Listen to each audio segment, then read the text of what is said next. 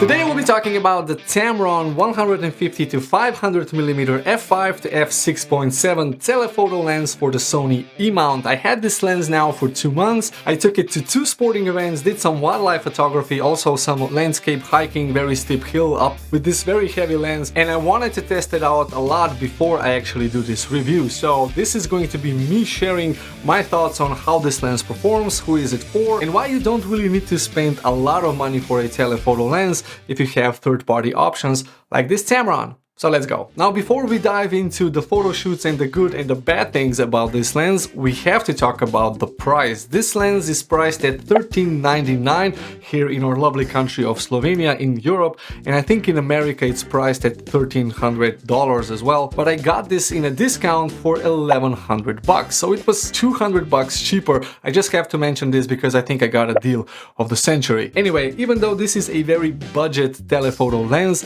it isn't the lightest lens that you can buy. I mean, this thing weighs over 1800 grams, so it's almost 2 kilograms with the lens cap and the lens hood, and it's much heavier than what I'm used to since I came from the Micro Four Thirds world. So let me just give you a comparison, this to a Micro Four Thirds version of this. Yeah, I mean, clearly this is 150 to 500 and this is 200 to 600 full frame equivalent. Yeah, this is why we love the Micro Four Thirds system. I miss Micro Four Thirds, to be perfectly honest. Now, when I was looking to buy a telephoto lens for the Sony full frame, I was looking at 2 options, the Tamron and the Sigma 100 to 400mm, and I actually went for the Tamron, even though I'm more of a Sigma fan, and the main reason is the aperture. Now, even though this is a 6.7 aperture lens at 500mm, it only reaches that 6.7 right at the end for those last 20mm, so all the way to 480mm you have an aperture of 6.3, which is the max aperture that the Sigma has, but here I have a longer reach, and the whole aperture story goes like this. It holds f5 all the way to 250mm as I was testing it, and then it switches to 5.6 and it holds that all the way to 400mm, so you have a 5.6 lens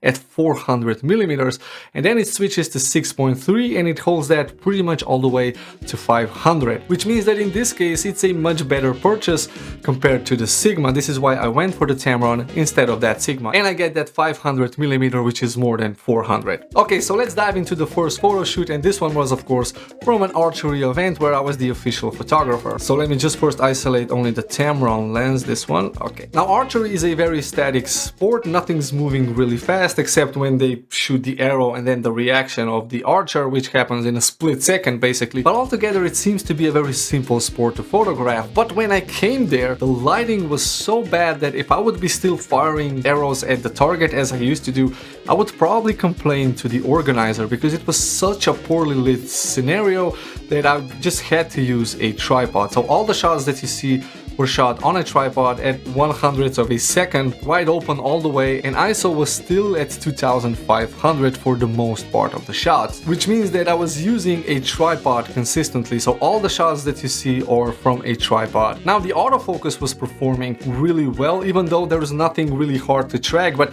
acquiring autofocus is something that you have to do every time you take a photograph, and here with this lens, as it's using linear Tamron, very quiet and very accurate motors, I did not have an issue with autofocusing in this situation. And then even later on, when we look at the other sporting event where things are moving a lot faster, the autofocus performed perfectly. So I could hardly imagine any lens to perform better. Maybe Sony's do perform better, but they are much more expensive. So now, just to brag a little bit, I did manage to capture an arrow firing from the bow, and of course the motion blur made it longer than it's supposed to be, and this poor kid's arm looks like it's broken, but that's actually very bad posture and form for an archer. No, but he's on a good track because he's going into events, and after time he will probably become a much better archer than he is right here. Now, since I was shooting on a tripod, I could get some more creative shots, as you can see here, 1/10 of a second, 1/15 of a second, so that I can capture motion blur from people walking back and forth.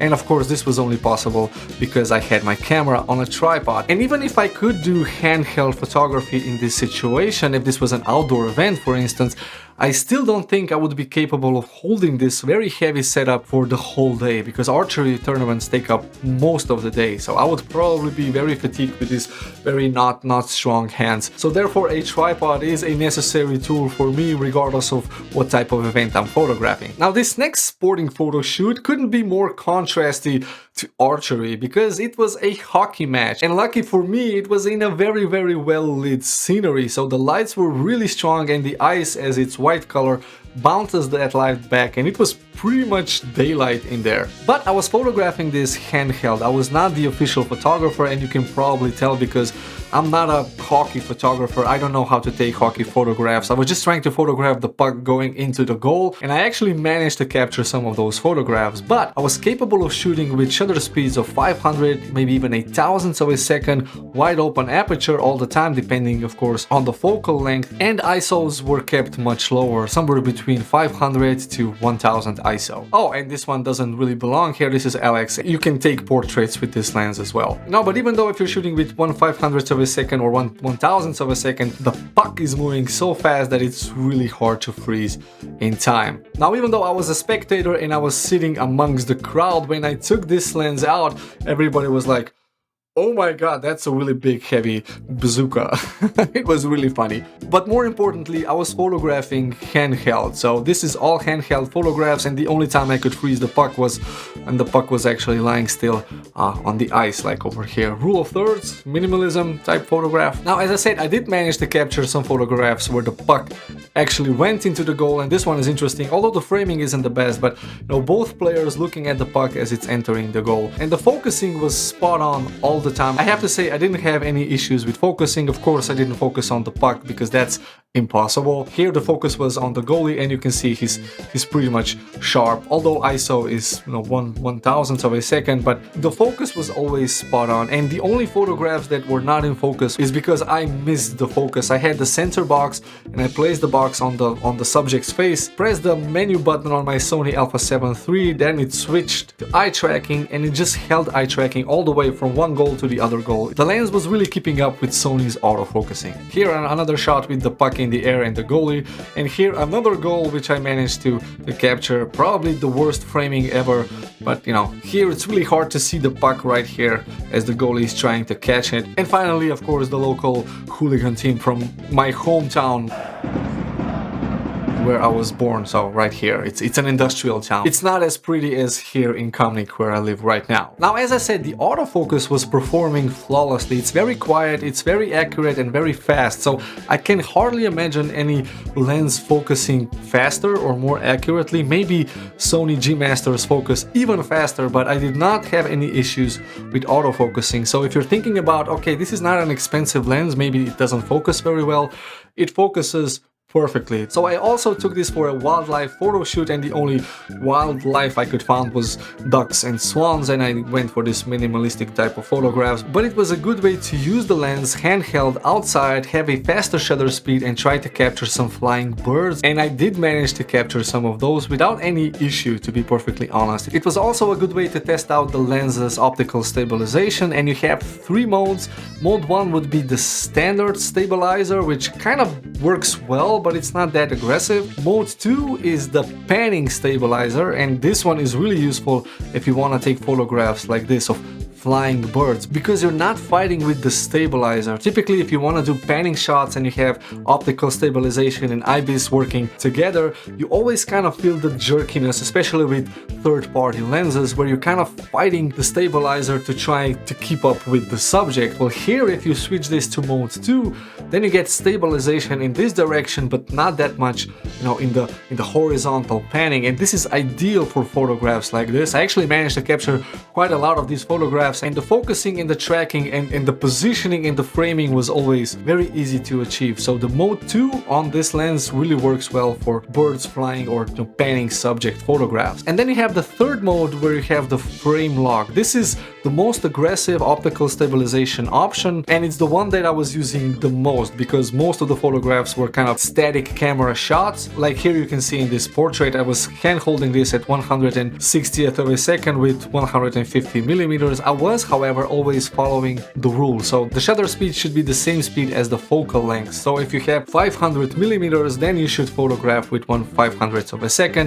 If it's 100 millimeters, full frame equivalent of course, then it should be 1/100th of a second. Even though we have optical stabilization and IBIS and everything, I still think this will ensure that you have good, sharp handheld photographs. Here's some more photographs. Now I'm just boasting, I'm happy that I got some wildlife shots because I'm not typically a wildlife photographer. And since I'm primarily a landscape photographer that likes to hike a lot, I took this lens up a very steep hill. I made a video about this, and I have to say that I was cursing every gram of weight of this lens because it's not the heaviest telephoto lens, but it really, you feel those almost 2 kilograms in your backpack. I mean, extra to what I typically have. So I took some of these photographs. Now these are all exported from Lightroom, so I don't have the data, but you can see that if the landscape is looking nice, then the photographs are going to look nice as well. The photographs came out quite sharp. I have to say the lens is reasonably sharp. Probably not the sharpest lens that you can buy, but it's sharp enough for most use cases. I mean, let's face it, this is a $1,300 lens. It's not a $3,000 lens, but optically it's not half as bad. It's actually maybe just teeny tiny bit softer than what you would get with the Sony G Master, for instance. So if you're concerned about the optics with this lens, it's pretty good, I have to say. And you can watch some other reviewers who were testing it out with those charts and, you know, corner sharpness and everything. And from what I've seen, it's sufficient enough considering the price point, of course. Now here, for instance, this is at 500 millimeters, and as you can see, I mean, it's pretty sharp. I don't think it could be sharper than this, and it's sufficient enough for any style of photography that you're doing.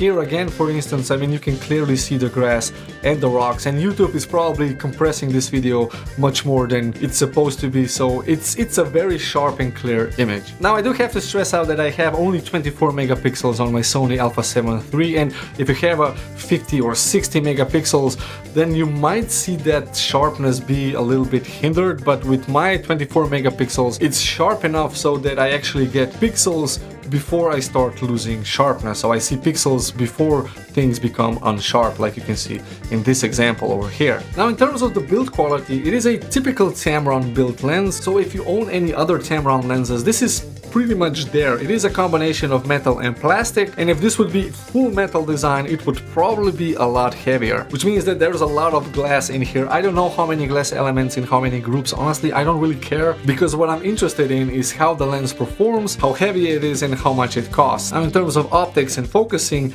it performs really well, but there are some bad things that we have to talk about, which are more personal preference or something like this. The first one would be that the zoom ring is actually quite stiff. If you have it horizontal, it's quite stiff. I would prefer it to be a little bit smoother. Now, if you're taking photographs, that's not a big issue because you typically set it to one focal length and you leave it there. But if you're trying to do a video and you want to zoom in and zoom out, you will have to have this lens on a tripod and just do it with like a full arm. It is quite stiff, to be perfectly honest. I know the lens is weather sealed, so maybe that adds a little bit to the stiffness, but it's not the smoothest lens that I've tried. It's not a deal breaker, but it is stiff, so I have to mention this. And you have this clutch which locks the zoom ring now in any position, which is cool. On the other hand, it's kind of distracting. I actually had to get used to now because I was locking this all the time and I was struggling. And ironically, you have a lock switch over here which just locks the lens at